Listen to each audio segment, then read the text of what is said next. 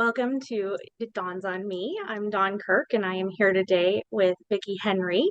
She is here to tell us a little bit more about all the things that are happening in Estes Park, because this is a lot going on actually up there. So, welcome, Vicky. I'm really glad that you could join us today. I know that you have not just Larimer County Dems stuff that's on your plate, but also things that you do in your community that are nonpartisan and things like that. So I'd love to hear, kind of keeping it open, what is going on in your world right now that you want to share with us? Well, as you mentioned, I have a lot going on with the Dems right now, the Larimer County Dems. And I'll be going to a lot of assemblies. We just completed our caucus 2 weeks ago or a week and a half ago. And then last Saturday was our big assembly. And I'm a delegate to quite a few of the district assemblies, and also a secretary of Congressional District 2. So I'm one of the officers there. And so that's going to keep me busy the rest of March and into April. And then we also have, of course, our own local group that we're trying to get going for 2024 elections. And so we have a big volunteer recruiting event also in April up here that we did this several years ago before the pandemic. And now we're doing this again in person. And it was very successful before because a lot of people up here like to volunteer for certain things, but they may not know who to talk to or who to contact. So we'll be sending out invitations to a big subscriber list that we have. In addition to that, I do a newsletter that's for Democrats and independents in Estes Valley, but there's also some subscribers outside of Estes Valley. And we do that to keep voters informed about what's going on. We also currently, or soon, we will have completed our municipal election. That is nonpartisan, and I get information out about the nonpartisan elections, but I don't usually endorse people because of my affiliations. It's just better if I stay neutral. And that's fair. Yes, it gives me some more credibility with voters who may not necessarily agree with me. Plus, we may have multiple Democrats running for the same office. And for neutrality purposes, I think it's best if I maintain neutrality. Fair. How many seats of your 7-seat trustee board are up this time? Quite a few. Our mayor is not continuing. So we have 2 candidates running for mayor. And then we have 4 positions out of 6 trustees. So we have 7 on our town board, the mayor and 6 trustees, and 4 of the trustees are up for re-election.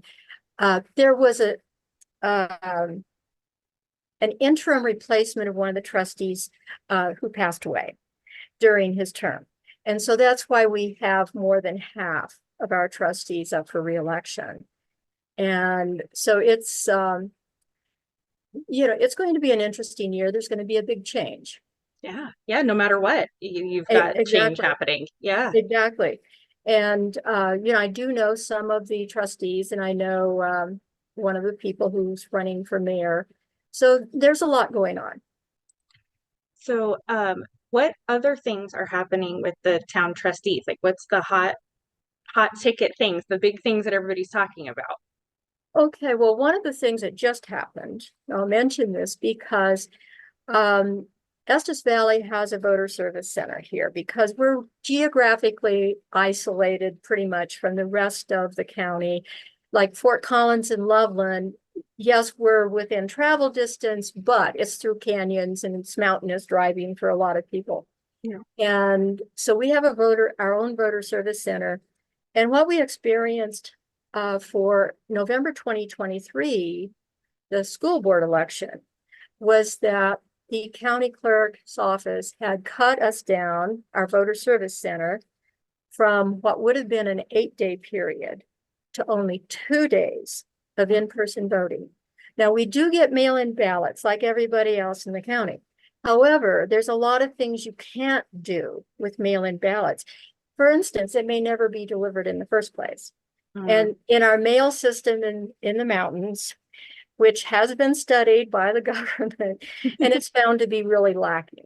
Oh. Estes Park was not one of the towns that was closely studied in this report that just came out, but places like Steamboat, places like Aspen and Telluride and other places who are a little bit bigger than Estes Park were Mhm. studied, and they were found to be severely lacking in, unfortunately, getting deliveries. Um, anyway, for people who never get their ballots, a voter service center is really important. Yeah. And from Estes Park, it would be a minimum 60 miles round trip to get to the nearest voter center in Larimer County. So what I did when I found this out last October, right before the November election, is I did bring it up to the county and complained to them, and found out it was also planned for 2024, Mm. which included our presidential election for November 2024, plus our primaries. So I made sure the word got out to people. And one of the things I did with the town trustees that you were mentioning is that I spoke to them uh, in February at one of their meetings and let them know what was happening to their constituents. The town elections are run by the town, so they're not impacted by the county clerk. But all the other elections that their constituents vote in are directly impacted by the county clerk, and this impacts Democrats, unaffiliated, Republicans, and any other affiliation that's on that board. Mhm. So I made a presentation about the significant impact that losing all these hours for voting, and all seven of the mayor and the town board supported contacting the clerk to make sure that Estes Park would have some restored voting hours. And we were just in the process of collecting signatures for a legal comment period that the Secretary of State requires during regular election years like this year. And we were just starting that when I found out that just this month, just last week, that the county clerk had come to visit our trustees at their meeting, and she had announced that we were being restored to 8 days. So which was really a win for us. Statutory would be more days than that, but for our voter service center, 8 days is probably okay, and it's much better than what we have now. Oh, For that's great. so that was a victory for the town, really, and Yeah, so we were really happy about that. that is great. And I'm so grateful that you shared that information with everyone because I know that sometimes these big things happen, right? And it's somebody that, is doing their job and it impacts us.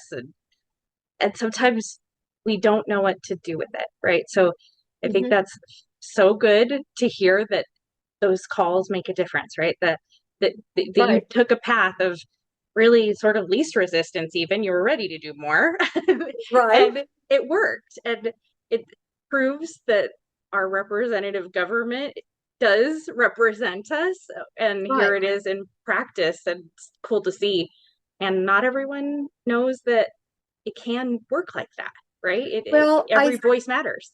exactly. And I think what people need to realize that a, a small group of committed individuals can make a difference. Hmm. And that's what we were doing.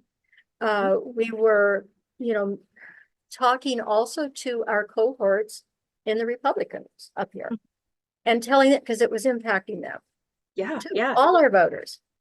Yeah, it sure does, right? I mean, it's No, not one of those things that favors one side over another in an area like ours where no, the pool is really mostly nonpartisan.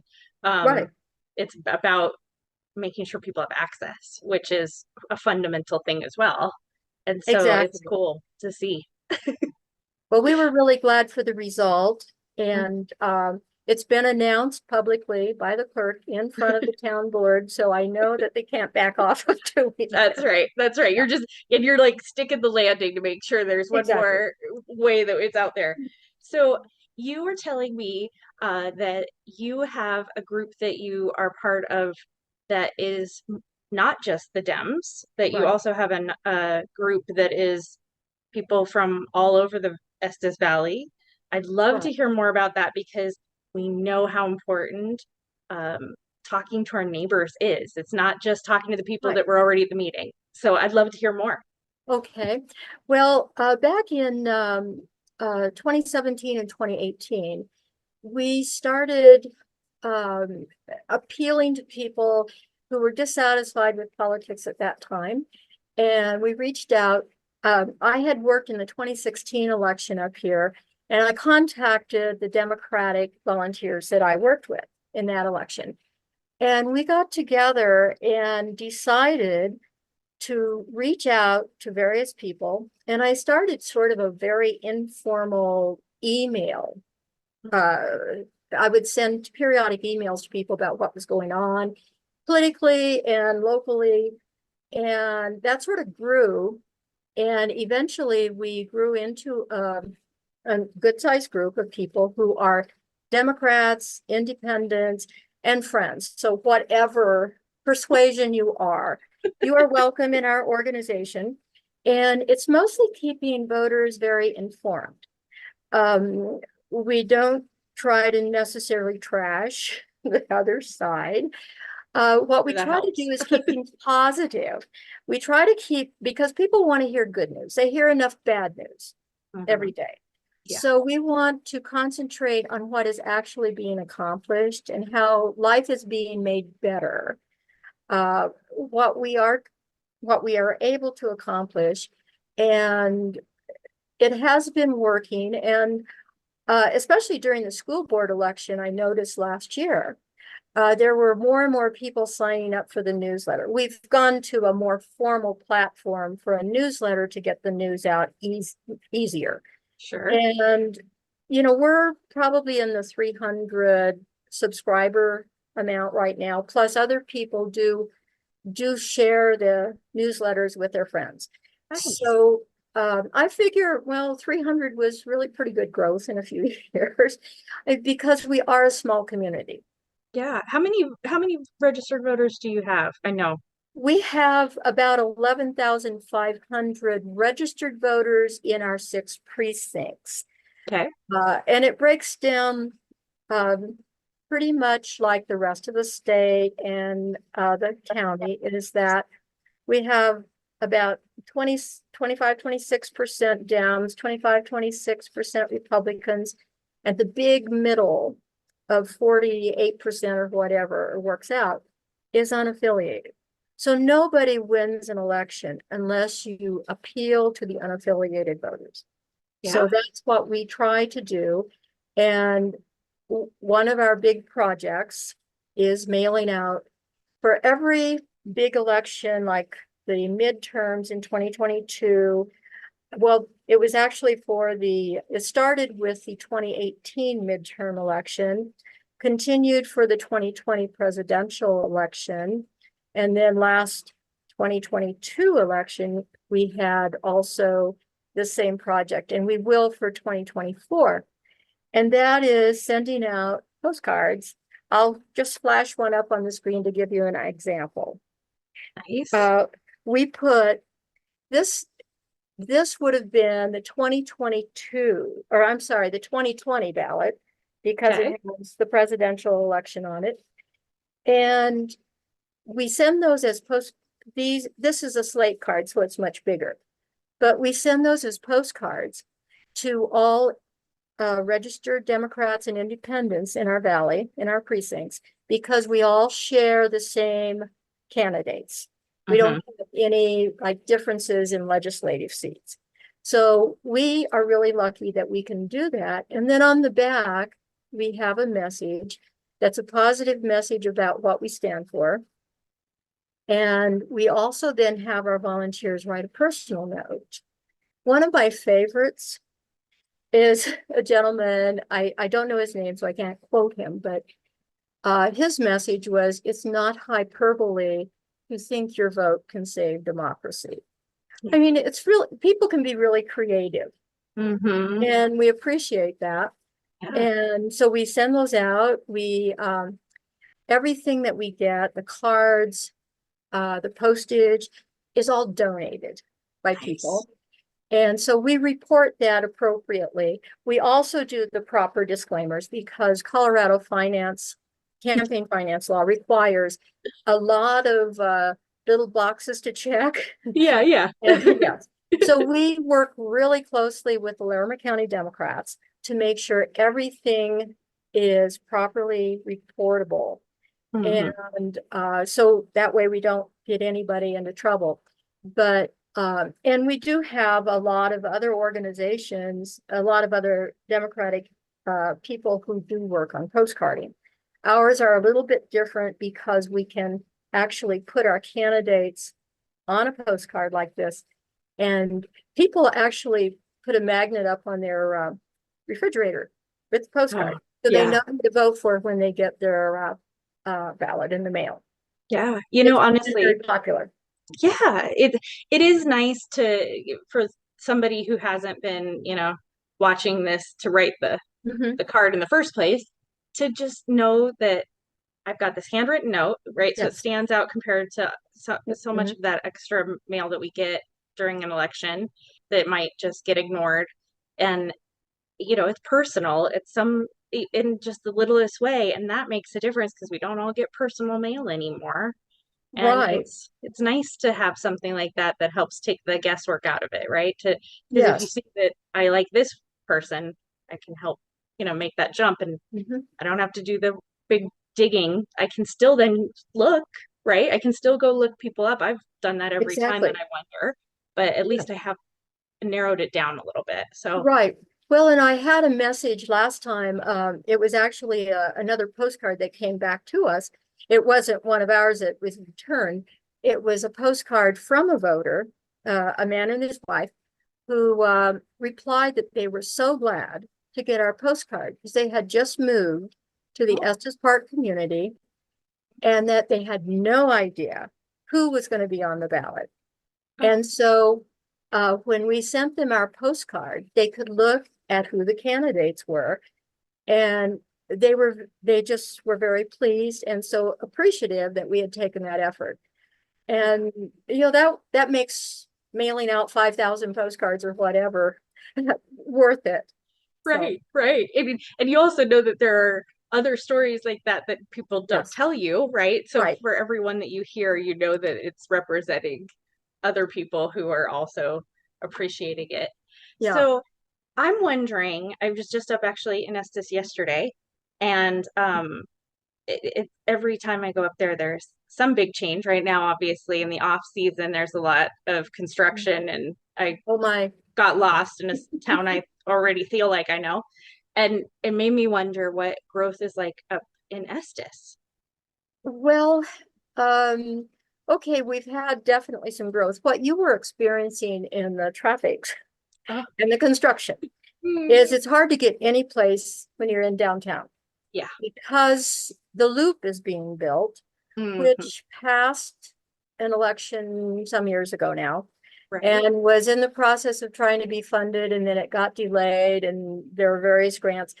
Now, my understanding from what I believe the trustees have mentioned is that really the construction is pretty much overseen by CDOT because Oh. there's other construction going on too simultaneously, which makes the whole thing a big mess. Um, Before you venture downtown, the locals like me Yeah. try to, in our mind, put together a path of where we're going to go. Mm-hmm. It may differ from what we were used to. Yeah. But then once we get downtown, we find out that path is no longer available because another street is blocked or the lanes don't go where you thought they were going to go. Or you can't get to the parking lot. Yeah. So I don't really know what the summer's going to be because a lot of the construction will still be continuing to 2025. Wow. Hopefully, I think some of the plans along some of the routes that have construction right now are supposed to be done in the next by summer. Okay. And so those won't be a complication, but I have no idea what's going to happen with the loop. I had some birthday cards to mail to mail last week. I didn't get close to the post office until yesterday. So, Yeah. so it's a problem. You know, it was convenient for me because I've got a 15, almost 16-year-old, and she was like, "Wait, what's a detour?" And so, it actually worked out to be a lesson. I'm It sure was a living up teaching there. experience, yes. That's right. That's right. I I'm fascinated to see how it changes things as Yeah, some of we these all things. are. Yeah. We are. Yeah. Uh, I know this sprung from some years ago. In 2012, we had a fire here Yes. that was threatening downtown. Yeah. And because it was headed for downtown and it burned several houses, well, a significant number of houses actually and property on the west side of town. Uh, And one of the problems was traffic. It was in the summertime. mm, And so there was a lot of traffic in town, tourist traffic. And some of the police and fire could not reach the area. Some of the emergency people could not reach the area because there was such backups in volume. wow. And so that sort of played into maybe we need to do some detouring so that downtown doesn't get so backed up with tourists in the summertime. So I don't know how much this will help Mhm. because you can sort of see some of maybe what might be the final result, but you really can't get the whole picture yet. Mhm. But that I think sort of started some of the discussion that we need to do something with downtown because we now get about 4 million visitors a year to the park. And of course, most of them come through Estes Park. Yeah. Wow. And so it's a big volume. Yeah. That is actually mind-boggling, right? Yes, it To is. just think about the difference between what your everyday population is now in March and what it is like every summer. And Yeah, so, it's I think it's a little snapshot of how our area is being impacted by yeah, volume and growth and all those yes, things and how we have to get really creative because in this case, I mean, what a terrible catalyst for that to have to exactly. really get taken on. I think that it's been something that's been talked about for a very long time, and Mhm. it had a lot of pushback, as I remember. So I didn't mean Yes, to bring yes. up something controversial, but at the same time, you get something like that where all of a sudden you realize we've got to figure something out, right? Like, we have to have a Right. change, and we hopefully can find one that works for everyone. Well, and more recently, you'll remember 2020, the entire town was evacuated because of wildfires.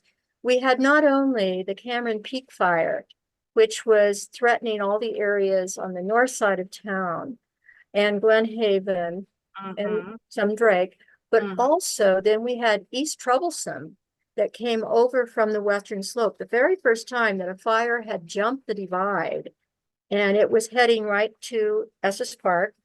And so we were all evacuated due to that wildfire. And plus then down toward Boulder was what was that fire? I can't remember. The Caltech or Cal something fire. Right, right. And that was blocking some of our escape to the south. So we had 34 closed for the Cameron Peak fire. 36 was highly restricted due to the fire down by Boulder and Lyons. And Left Hand Canyon, I think, was also impacted. Mm. And then the East Troublesome was coming over the divide. And this was when we got evacuated, uh, was in October. And it was right before the election, essentially. And uh, but the whole town had to get out. So highways had to be open temporarily for all of us to get out. I was very surprised. It was very orderly. When Oh, we got to the main intersection where we needed to get onto 36, which was our route out of town, people were being very polite about allowing people to intersperse into traffic to get out. nice. It was really very orderly. I was quite surprised. People were not, um, being backed up or being inconsiderate of others. It really went very well. I was That's surprised. great. You know, Yeah. I love hearing that, and there's been this through line, even if you didn't intend to do it, that Mhm. I'm picking up on, which is, just the way that community is showing Yep. up, right? There's a lot of things that you're Mhm. doing in Estes that are really about knowing your neighbors and working together and not worrying so much about these specific things that have been divisive, and instead letting people into traffic. As simple as that is, it's a big deal. It really is. I mean, it's life-saving, really. Yes. And because everybody was really, my husband was driving one car, I was driving the other car because we had pets in both cars Yeah. and packed up, of course. And when we got to the intersection, we were thinking, oh, we're going to have to wait for a long time. It was not that way at all. People would stop, let him in, and then the next car would stop and let me in. And so it was so it was like we had practiced, but we hadn't.